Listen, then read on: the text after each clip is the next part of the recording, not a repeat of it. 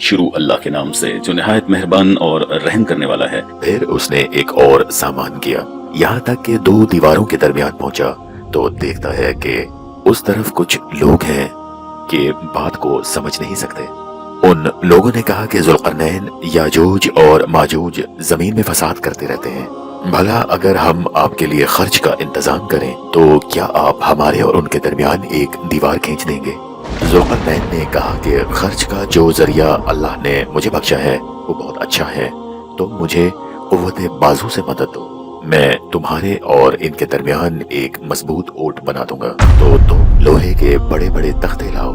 چنانچہ کام جاری کر دیا گیا، یہاں تک کہ جب ان دونوں پہاڑوں کے درمیان کا حصہ برابر کر دیا اور کہا کہ اب آگ دہکا دو، یہاں تک کہ جب اس دیوار کو لال انگارہ کر دیا تو کہا کہ اب میرے پاس تانبا لاؤ کہ میں اس پر پگھلا کر ڈال دوں۔ پھر ان میں یہ قدرت نہ رہی کہ اس پر چڑھ سکیں اور نہ یہ طاقت رہی کہ اس میں نقب لگا سکیں۔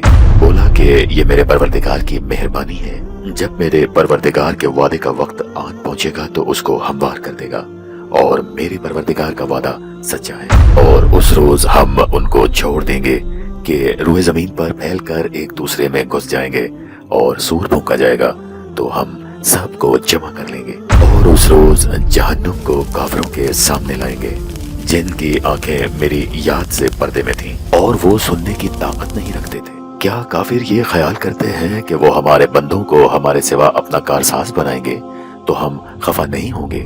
ہم نے ایسے کافروں کے لیے جہنم کی مہمانی تیار کر رکھی ہے۔ کہہ دو کہ ہم تمہیں بتائیں گے جو عملوں کے لحاظ سے بڑے نقصان میں ہیں، وہ لوگ جن کی کوششیں دنیا کی زندگی میں برباد ہو گئیں اور وہ یہ سمجھے ہوئے ہیں کہ اچھے کام کر رہے ہیں۔ یہ وہ لوگ ہیں جنہوں نے اپنے پروردگار کی آیتوں اور اس کے سامنے جانے سے انکار کیا تو ان کے اعمال ضائع ہو گئے، اور ہم قیامت کے دن ان کے لیے کچھ بھی وزن قائم نہیں کریں گے۔ یہ ان کی سزا ہے یعنی جہنم، اس لیے کہ انہوں نے کفر کیا اور ہماری آیتوں اور ہمارے پیغمبروں کی ہنسی اڑائی۔ بے شک جو لوگ ایمان لائے اور نیک عمل کیے ان کے لیے بہشت کے باغ کی مہمانی ہے، ہمیشہ اس میں رہیں گے اور وہاں سے مکان بدلنا نہ چاہیں گے۔ کہہ دو کہ اگر سمندر میرے پروردگار کی باتیں لکھنے کے لیے سیاہی ہو تو اس سے پہلے کہ میرے پروردگار کی باتیں ختم ہو سمندر ہی ختم ہو جائے، چاہے ہم ویسا ہی اور سمندر اس کی مدد کو لائیں۔